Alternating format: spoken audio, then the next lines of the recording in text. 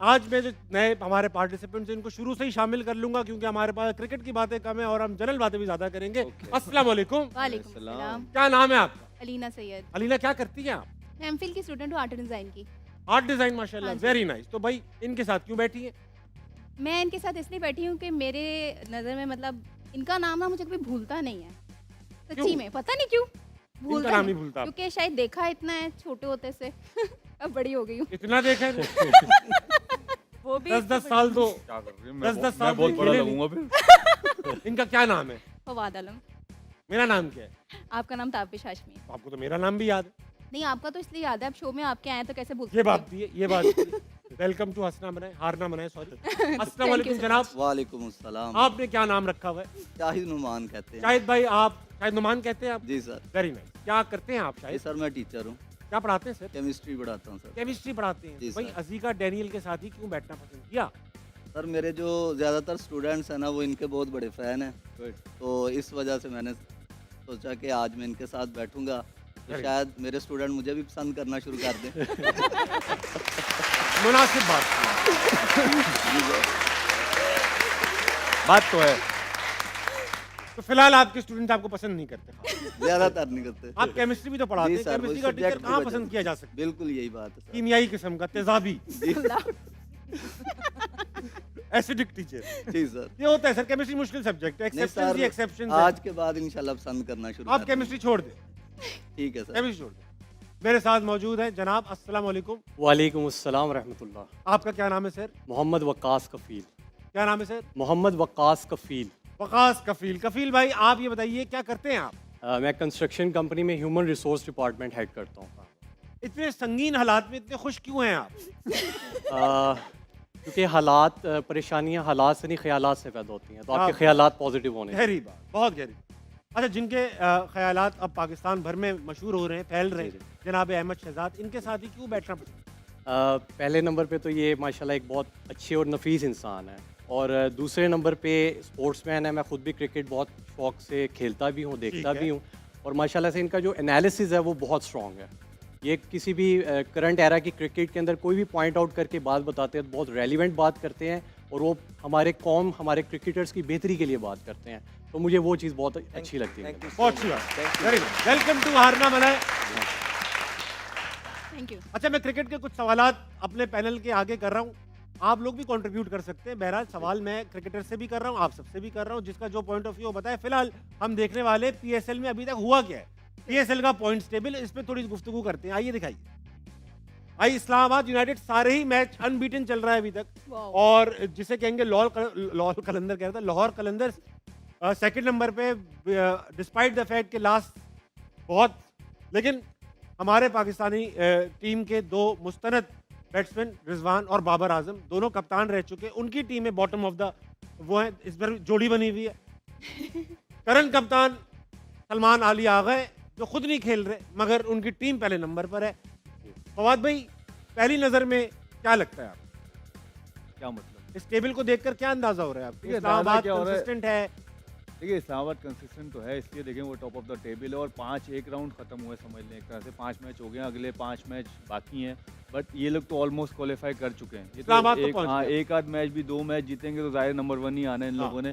बाकी ये सरप्राइजिंगली कोयटा देखें आप, तीसरे नंबर पे आपको नज़र आ रहा है, क्योंकि जी। कोयटा की जिस तरह की सिचुएशन शुरू हुई थी पहले मैच के बाद 2 मैच वो जिस तरह हारे थे, लेकिन मेरे ख्याल से इसका क्रेडिट जाता है कराची किंग्स को, जो उन्होंने बूस्ट दिया है, वो जो जीता हुआ मैच माशाल्लाह खुद दे एक दिया। प्लेट सजा के वापस उनके हाथ में रख दिया, तो उसकी वजह से उनको बहुत फ़ायदा हुआ, और कोयटा मतलब 5 में से 3 मैच जीती हुई, उनके लिए ओपन हो गए गेट्स। अगर वो 2-3 इधर अगले 5 में से 3 भी और जीत जाती तो वो भी क्वालिफाई कर जाती है। मुश्किलात जो है मुल्तान के लिए बहुत ज़्यादा है, पेशावर के लिए अभी भी स्टिल है, अगर आप देखें पॉइंट्स जी हाँ, क्योंकि कराची से उनके करीब है। 4, जी बिल्कुल, इनको 4 पॉइंट्स हैं स्टिल अभी। अगर आगे भी 4 मैच जीतते हैं तो वो लोग तकरीबन 12 पॉइंट्स पे पहुंच जाएंगे, लेकिन जहाँ अगर मुल्तान सुल्तान को देखें, अगर वो अगले 4 मैच भी जीतते हैं तो 10 पॉइंट्स ही होंगे उनके, और उनका रन रेट भी देखें -1.562 है, सही तो बात। उनको उसके साथ भी जो है फाइट करनी पड़ेगी। और जहाँ तक रन रेट का सवाल है, वहाँ पर पेशावर और मुल्तान सुल्तान को दुश्वारी करना आएगी पड़ेगी, क्योंकि बड़े उनकी- मार्जिन लेने पड़ेंगे। Exactly. अहमद भाई,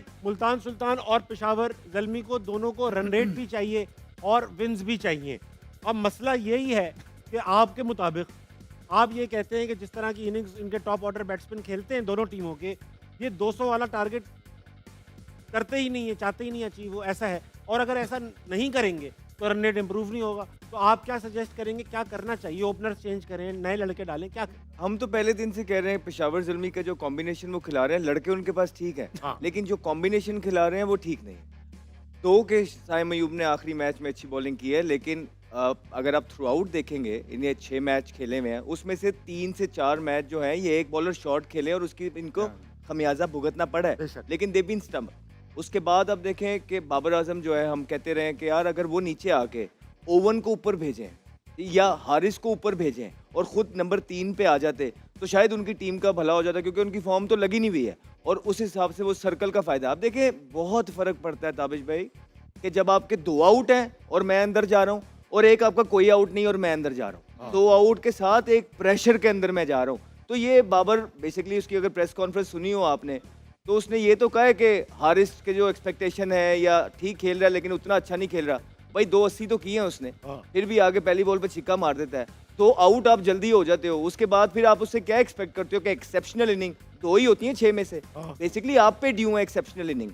आप तब जाते हैं जब प्रेशर नहीं होता, आप तब जाते हैं जब सर्कल के ओवर होते हैं, आप उस तरह डिलीवर करने नहीं पा रहे हैं। आपने जो 50 भी किया वो इतना कोई फ्लुएंट नहीं किया, जो 46 भी किया वो इतना कोई फ्लुएंट नहीं किया। मुल्तान सुल्तान तो बिल्कुल तितर बितर नजर आया, वही इंटेंट का मसला। आप रिजवान के ऊपर से इनिंग्स देख लें, पूरा पावर प्ले वो खा के चले जाते हैं और जो ऑपोजिशन है वो उनसे अच्छा खेलती है पावर प्ले के अंदर और वो हेड चली जाती है। लेकिन हैविंग सेड दैट, पेशावर सिर्फ एक टीम जो बिल्कुल बाहर नजर आ रही है वो है मुल्तान सुल्तान। पेशावर ज़ल्मी के पास चांसेस जितना फादने का मौजूद है, क्योंकि ऊपर वाली टीमें भी देखेंगे ना तो सबने 3-3 मैच जीते हैं 6 में से। सही बात। अगर 2 टीमें अगले अपने 2-2 मैच अगले हारती है और पेशावर टीम अपने 2 मैच जीती है तो फिर ये पॉइंट्स बिल्कुल ही डिफरेंट नजर आएंगे।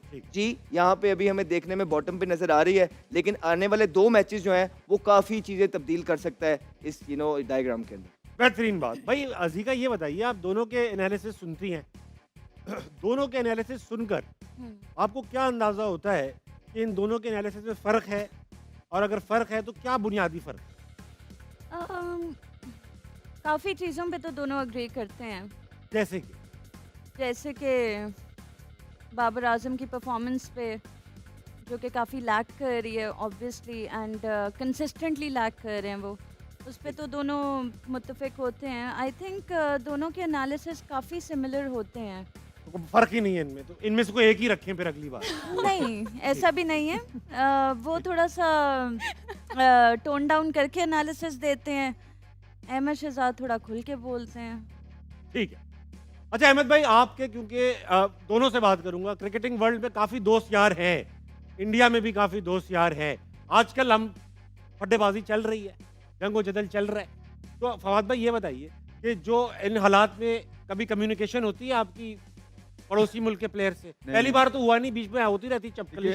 हमारी वैसे तो ये अहमद भी होगा, हमारी वैसे इतनी इंटरेक्शन नहीं है, और आजकल के दौर में तो खैर बहुत अरसा हो गया कि नहीं खेले, लेकिन शुरुआत में बहुत होती थी। हम जब खेलने आए शुरू में आए तो जितने भी हमारे पुराने प्लेयर्स थे उनका इंटरेक्शन है। हाँ। और वो जब हम लोग खेलते भी है, मैच भी खेलने ग्राउंड के अंदर, ज़ाहिर है हम अपने अपने मुल्क को रिप्रेजेंट करते हैं, बट जब हम रस्ते से बाहर आते हैं तो हम सब फ्रेंड्स हैं, हम मिलते भी हैं, होटल में भी मिलते हैं, बैठते भी हैं, गपशप भी मारते हैं, इवन खाने पे भी जाते हैं, ये सब गए हैं।